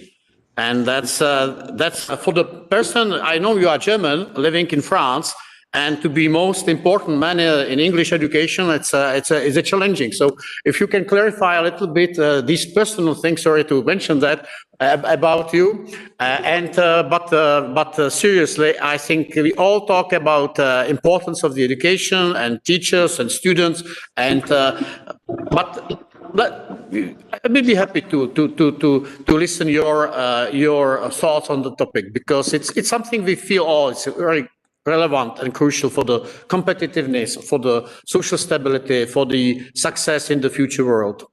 Thank you for your time. Thank you, Andreas. And thank you so much for inviting me. And most importantly, I want to thank the Czech Republic for its very active engagement in the work of the OECD over the last 25 years. You mentioned PISA, today it's very well established. Many people know about it. Over 80 countries around the world are taking part. 25 years ago, this was just an idea. And actually, there was a very small group of countries promoting this idea and developing it. And the Czech Republic was among those 6 countries that actually put this program together. And actually, that is the strength of the OECD. The most important ideas are born by groups of countries who then, take ownership of this. And then if the ideas are good, they get traction and more countries will join them later on. And I really think the Czech Republic in many areas of our work has been always among those pioneer countries. But Martin, you said about how can we talk about the next 25 years when we do not know what's going to happen tomorrow. And I know that is a real issue. That's why the urgent always takes precedent over the important. But that's really, I think, where collective work among countries through the OECD is so critical. As Irina said, the strategic foresight, the kind of big picture thinking is so important. The most important challenge lying, in front of every individual is how do we strike a good balance between the present and the future? Chinese parents are going to invest their last money, their last resources in the education of their children. That's the future of their country. In the Western world, we have already spent the money of our children for our own consumption. Now, that's why we are all heavily indebted. This is about setting the balance right between the present and the future. And we've done the same thing with the environment. I think, as Vladimir mentioned, climate change. And I think this is really where the OECD in the next 25 years will challenge us. Can we, get humanity behind the bigger challenges of tomorrow? And the pandemic, for me, is a minor blip in all of this. We are going to solve this crisis. We are going to get out of this. But will we actually address the big challenges that lie ahead of us? Now, education is going to be part of this picture. Now, education, we should remind ourselves that the world around us is always a reflection of the education that we had in the past, the skills that are embodied in people. And education has fueled such amazing technological and social progress. But we've also left some real big, challenges ahead. The growing disconnect between the infinite growth imperative and the finite resources of our planet, This is a kind of issue. The growing disconnect between the haves and the have-nots in our education, the inequality challenge, the growing disconnect between technology and social needs. So we need to think much harder over the next 25 years. How do we enable people to cope with those kinds of challenges? Vladimir mentioned artificial intelligence. That may actually be, the most impactful change over the next 25 years. And the advent of artificial intelligence pushes us to think so much harder of what makes us human.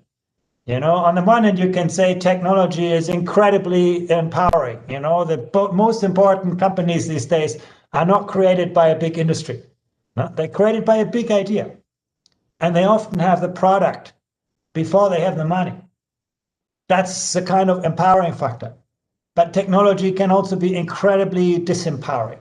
When we become the slaves of algorithms, we no longer understand. They tell us when to turn left and right and what to do and what to think.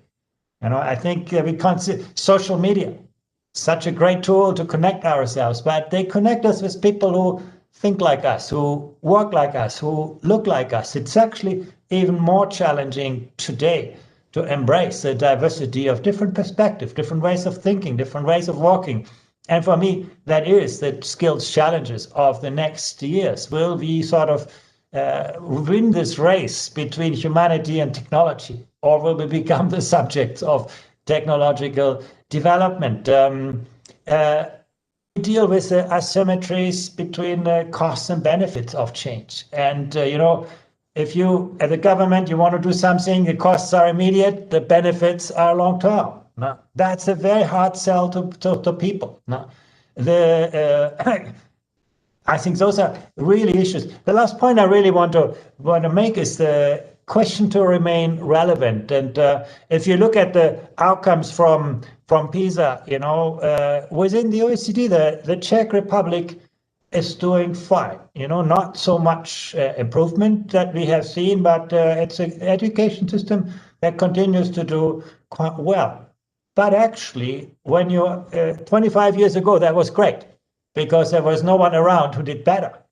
But while we were sleeping, actually many other countries continue to dramatically evolve their educational efforts and their human capital. 25 years ago, who would have thought about China or Vietnam in the field of education? Today, actually, they are at the top of the league tables. They're doing far better than a country like the Czech Republic. So just looking at ourselves in the OECD membership is something that, makes us easily complacent. I do think this comparative perspective that actually is global in nature and that acknowledges and recognizes that some of the most dynamically evolving systems are actually far off our radar screen. And I do believe the OECD can make a big difference there, providing that kind of comparative perspective that helps people to understand, look into the mirror of, what is possible in the world in which we live. And sometimes the picture is not so pleasant, but it's important that we understand and basically learn from and with each other. And I think that's, going to continue the imperative for the work of the OECD. Perfect. Thank you. Thank you very much for your words and your thoughts on the topic, Andreas. Yeah, I think I will not add anything because I will not disturb the impression from your words to others. Perfect. Thank you. Stay with us because there should be some questions and comments from colleagues joining the conference. And I also would like to introduce the last speaker, but very close to the Czech Republic as well, and now serving as the head of the European Commission to Slovakia. But Ladislav Mikovos, I remember him as a Minister of Environment in the Czech Republic, and also he's well established in the academic sphere of the Czech Republic, and so I think his thoughts about the topic will be very, very interesting for us.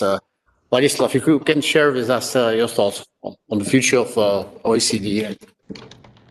Thank you very much, Martin, and thank you first for introducing me, but also for invitation to this debate, in which I feel a little bit exotic. Actually, I mean, in a way, OECD is the organization which I know very well, obviously, and follow.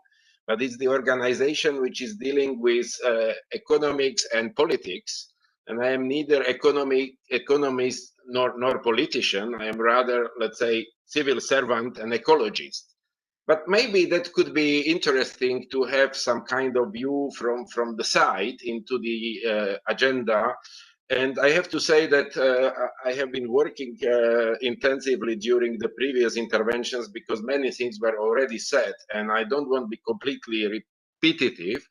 But let's say I will try to give my perspective to the problems. And the first thing which I want to say is I fully agree that looking on the development in the last 25 years, it is to be expected that the speed of the developments will be even bigger in the future. So what will be in another 25 years is even much more difficult to extrapolate than any time before. Maybe the speed will bring us to the dramatic changes in 12 years or 13 years, and what will be in 25, who knows. But there are things which in my view are pretty clear already now, and OECD can work with that and adjust to that. And I have here a kind of menu, if you wish, of several adjustments, which I see as partly ongoing, and these are not the new things, but I try to structure it in a way. The first one I call the environmental adjustment. So everyone basically knows what I would mean. Obviously, these are the climatic problems, the non-carbon economy. But what I want to highlight are two additional points, which are connected and closely related. The one is the circular economy. This is something what was started in OECD debates by already mentioned, beyond GDP and new economy approaches. But the important thing is that the wealth of the OECD countries and the global wealth have been very much dependent on, let's say, consumption, and I would add material consumption, let's say, boosting. And I think with all the climatic, biodiversity, environmental problems, we are coming to the moment where we need to restart, but we should not restart the material-driven consumption in order to not worsen the problems which we already have. Which brought me to the let's say the term of non-material consumption, whatever it is. And I think that is the issue which needs to be addressed in economic concepts. I will speak about that a bit later. The second element, which was not mentioned at all and is probably not discussed that broadly and that often because there are other institutions and fora where this is done, but in my view, it is dramatically important for the addressing the environmental changes, and this is the whole world of agriculture and food production. And I think that OECD needs to have, adjusted policies in this area, because I assume that OECD countries, as in a way the hub of excellence or quality hub of the world, will set the tone of the development for the future. And without the, let's say, dramatic changes in the production lines related to food, we will have big problem to address the climatic problems. What I used to say very often is, it is quite, sorry for the term, it's quite stupid to dramatically cut the industries for the climatic gases, if at the same time we don't address the release of climatic gases from agriculture and forestry, which is basically a kind of equalizing our efforts, and then the result is close to zero. So we need to address this balance. So this is, let's say, environmental adjustment. The second is probably coming from my experience when we were entering the OECD. I call it the regional adjustment. It was already mentioned here, but it is about a different situation in different regions in which OECD countries operate. It was mentioned before, but we can say Czech Republic, Slovakia. There is a different, let's say, evolution of society, different societal experience, and also priorities of the people within that. They would like to live very well and be members of OECD, but they don't have exactly the same expectations as people in the United States or in Netherlands. And there are also some geopolitical influences. And I mean, we are, let's say, quite close to pretty problematic neighbors. And this is influencing also the situation here. This is also linked to, let's say, general societal trends, and I would like to say that probably it is well known, but I will just add all the research shows that, for example, the way how successful are disinformation campaigns, the hybrid war tools, the fake news in Slovakia, in Czech Republic, it's much higher, let's say, acceptance of that compared to the other OECD countries, which is actually worrying and should be taken into account. The third is obviously what OECD was always doing, and this is thinking globally. So global adjustment in terms of reflecting that the international, let's say, situation from the last 25 years dramatically changed. And it is not only pandemia, it's not only globalization trends, but it's also, you know, the political situation, the potential wars, the migration problem, etc. So I don't need to develop much on that. And the fourth and last is, in my view, the social adjustment. All the changes which are coming, and it was already mentioned also by Vladimir Dlouhy and other colleagues, that this will have an effect on people, and we have to be aware of that and have solutions for that. There is a very strong and significantly growing anti-global, let's say, feelings among people. We were just saying a few moments ago that say the global approaches in terms of economic development, etc., are crucial. But at the same time, we are generating very strong opposition, which has political repercussions. So this is not something that could be just left alone and needs to be addressed. And the second part of the societal adjustment is obviously the impact of transformation, which will come and will need to be addressed. I mean, the issues of not only poverty as such, but energy poverty, educational poverty, and some other things.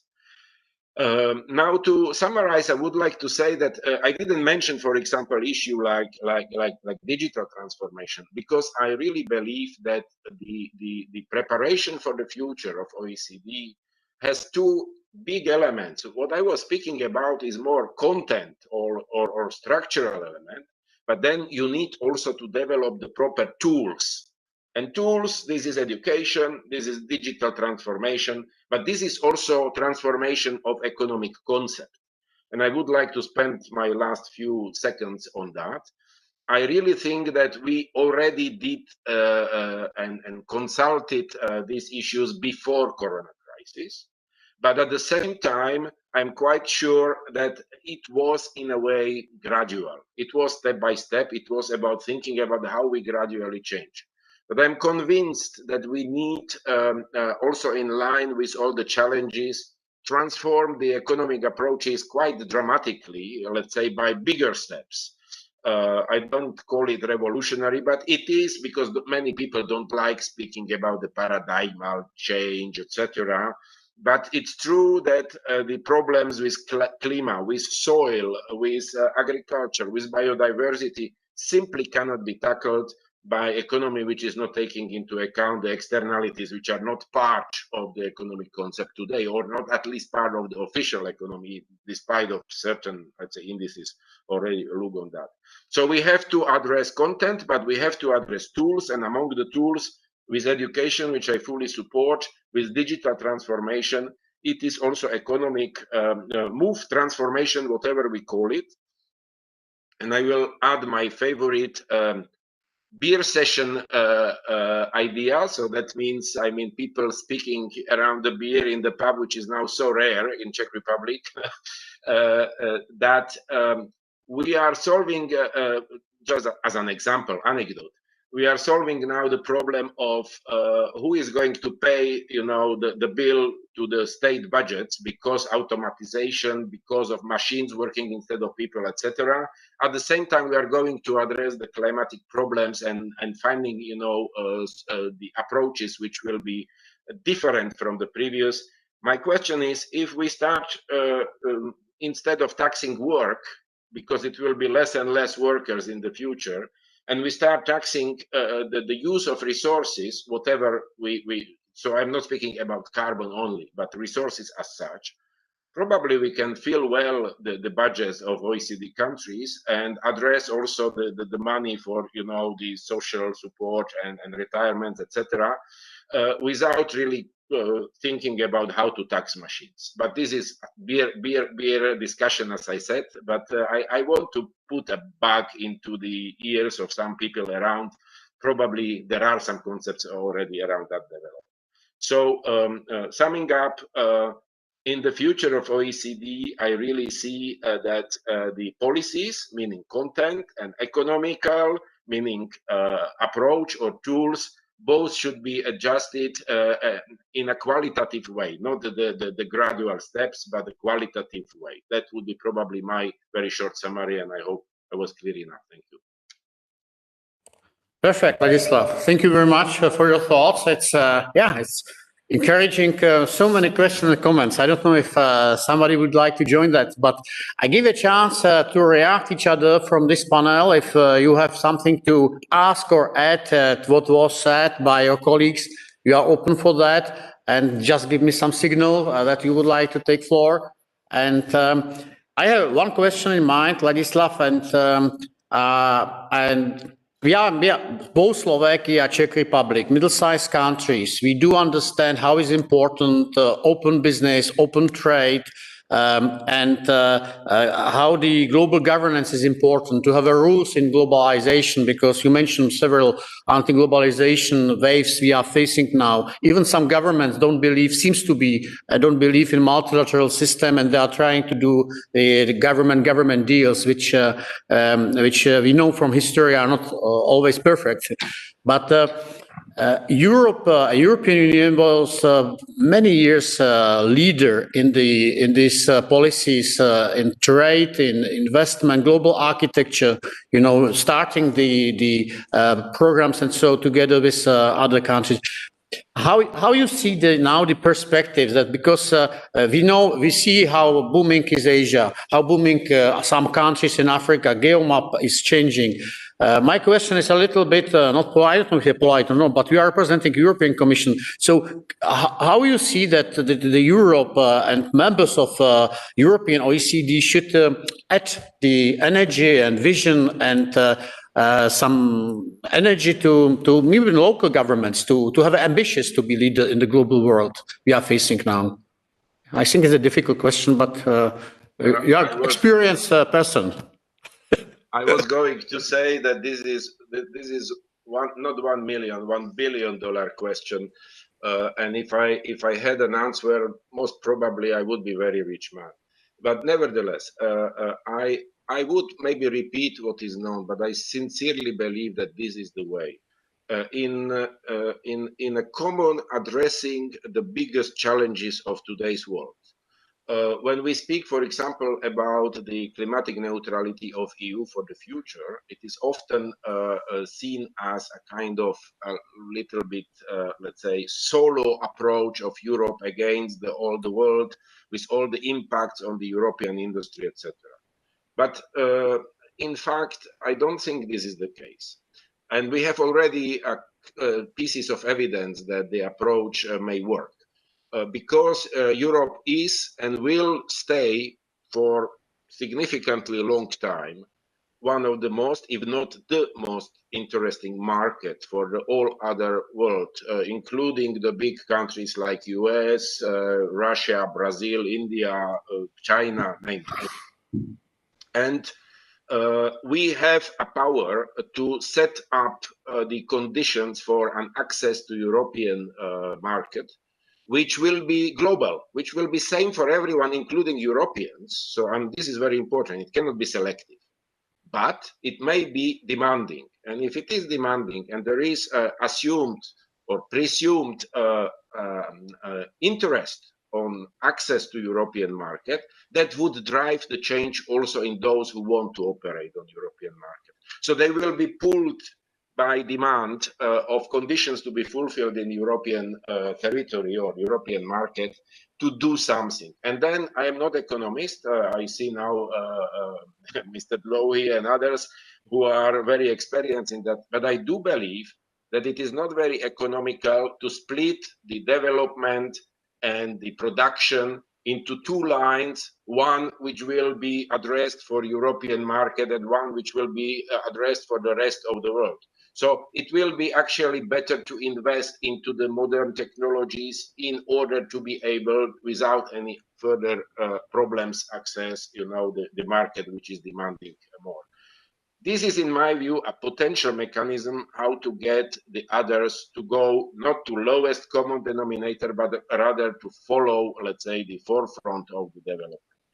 If this is going to work, I don't know, but I have seen in the last year, starting with China, climatic neutrality pledge 2060, we have now the Japan, we have now the Korea, we have now the South Africa, we have other developments in other countries, which were all seen. I mean, let's see what Joe Biden will do, but we see that the things are moving, despite it was a big skepticism that they will not follow, let's say, OECD or European countries. So I believe that this mechanism can push the development in that direction, and it is workable mechanism.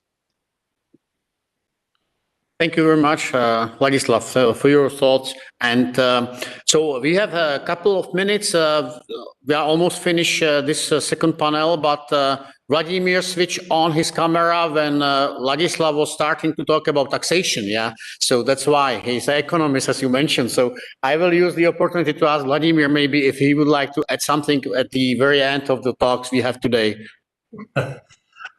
Thank you very much, Martin. Well, I will start with one reaction to your general remarks, and then I will make a more concrete one point on Mr. Mikos. But I also wouldn't like to forget what both Ingrid and Andreas said, especially about the education, because I mentioned it only shortly, but with a strong stress on that. I believe the education is going to be crucial, especially when we must learn the current and the next generation that it is the end of the standard education, that either you finish your vocational training and you start to work manually, or you would take your baccalaureate, or you finish your university studies. This is the time for lifetime education, and I will stop here because I would like to discuss other points. Martin, on your general remark on how globalization and free trade are coming under pressure, and not only from different parts of the society, but also from the government of our developed world, and even from the government of the United States of America recently. I would like to underline one point. We could discuss it from thousands of angles, but this has a real basis. The middle-sized, the Mittelstand in the US Midwest has been suffering, and for 10 years we have already a situation when the current generation, when it's being posed a question, do you expect that your children will be living better than you do? The answer is no. And this is for the first time since Second World War when Americans are answering this way. And I'm afraid if you go to the different parts of Europe, especially where the industry suffered as a consequence of globalization, the answer would be the same. Migration, it's a very sensitive issue, especially for somebody who is sitting in the Czech Republic because of the stand of the Central European countries. But even if you go to Bavaria and you ask a man on the street in a small Bavarian village or a town whether he's afraid of the migrants, yes, he is. And at the same time, we economists know from most of the studies that always in a developed world, the migrants in the medium and long term increase the productivity and growth. But we should be open as society. We should understand the economic effects of migration, but at the same time, we must be able to answer the worries of the people. So the current global problems linked in some way to globalization, be it protectionism, be it sensitiveness against the migration, and you name many others, they seem to have some kind of a real, at least part of the merit. And in defending global trade, in defending, in fighting protectionism, we must at the same time be able to answer these questions. And especially in trade, the answer is innovation, investment, job creation in our part of the world, so that we provide a better future, even for our part of the people. And it links me to the education and, of course, to many other policies. If I will stop here because I want to continue. If I go to Mr. Mikkel, thank you very much for your words. I will take carbon border adjustment mechanism. I understand, as an example, yeah, I understand it, but I'm afraid of it. If you look at it from the strictly economist point of view, it's a tariff. It's a tariff where the whole army of lawyers in Brussels tried to find a way how to make this type of tariff WTO consistent or compatible. And I understand the reasons why carbon border adjustment mechanism has been taken and put on the table. You discussed that, but it's a tariff. And we indeed need to work with these type of the measures when we want to defend our aim to fight very aggressively towards the climate change and be careful in. I would like to share your optimism when you saw the reaction of China recently, Japan. We are still waiting for India in this respect. We will see probably in a change with the Biden's administration. By the way, I don't expect much change in the trade area of Biden's administration. I don't see much shift of the position vis-a-vis the digital taxation from Biden's administration. But I do expect, as most of us do, the shift of the position in environmental issues, a return to the Paris Agreement, more open for the discussion, etc. But you know, if we speak about those particular issues like SEPAM, we must be very, very careful and very well understanding what type of the tools we would like to utilize. And Martin, if you ask me to what extent I would like to have some more general comments, where I would like first to thank Minister of Foreign Affairs of the Czech Republic for organizing this event. I believe it was great that Secretary General Guria was able to join us. As I said in my statement at the first panel, I believe that Archel Guria did a lot for OECD.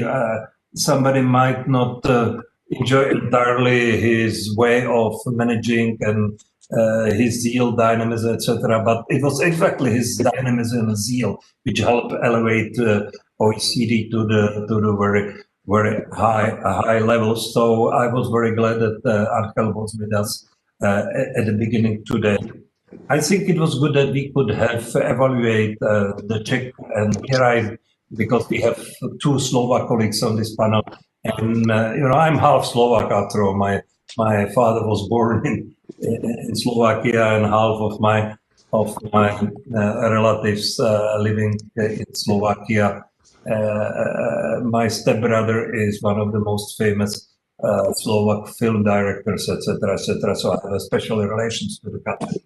But I believe we were doing hand in hand despite a later accession of Slovakia to OECD. So we were able to review our activities over past 2 and more decades on OECD and our contribution, and we were able to stress how strong was the help of OECD, especially in the transformation years. I was very glad also to hear Jacobs Franco to give us a kind of a general framework where do we behave, and I was very thankful for his kind words, remembering the start of our relations 30 years ago in Davos, etc.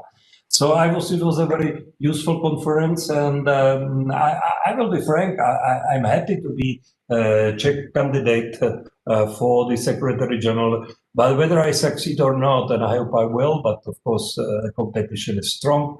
I wish OECD very strong position into the near future, and I think or in the long-term future as well. And I think that OECD full all the prerequisite is to be a very important and very strong international economic organization. So Martin, thank you. It was namely your people who organized this conference. So thank you very much. Vladimir, thank you for your words and contribution to this successful conference. And before I will not forget Ladislav. I will put his on the last speaker, because I don't want to skip Andreas or Ingrid to make a comments and the last chance to say a few words on behalf of their thoughts. So I will go to Andreas if you would like to mention several things. So Andreas, can I ask you for some comments if you are ready? I don't see so. No. If not, so Ingrid, I see you on the picture, and I'd like to pick up one point you mentioned, and this is foresight and foresighting. I love this topic, because I think that trying to understand the trends, what is happening about the future, and bring this information to discussion to the domestic economy is one of the, by the way, one of the tasks of foreign affairs people abroad. And bring this signal back with businesses to discuss and all other stakeholders about that. But this is exactly the exercise we need, because sometimes we are still thinking what we did in the past. How was the structure of our industry and what we did in the past. And to understand the challenges and look, and even maybe to facilitate some clusters of companies able to answer and to develop the key technologies for things like aging or digitalization. This is the way maybe how to be successful in this world. You mentioned in the presentation, so that's my just one point I wanted to share with you. But if you have any comments, please, it's time for you now to share with us. Thank you, Angie. Thank you very much. It's as I said, it has been my favorite topic in the OECD. Lastly, the strategic foresight. And by the way, in the European Commission, they have been trying also to build the capacity, and that is our commissioner, Maroš Šefčovič, who has that in portfolio. But I know that he has been trying to reach the OECD, because the OECD has quite a good capacity already on foresight. And as you said, Martin, this is the in our countries, in Slovakia, I will be speaking about Slovakia, we do not have the national capacity for foresight. And when we were preparing the national strategy for Agenda 2030 on the national level, we engaged with the OECD to start with the foresight, and then to formulate the priorities for the vision of the country. So it was very instrumental. And there are some good examples in the European Union. For example, Finland has a very good capacity for foresight. They even have what I very much like, they have the committee in the parliament, the kind of future committee about the future or something like that. So it is, I see it as a really very important part for the sectoral policy, for the policy making. That the foresight is actually that which is which sets the conditions, or the somehow not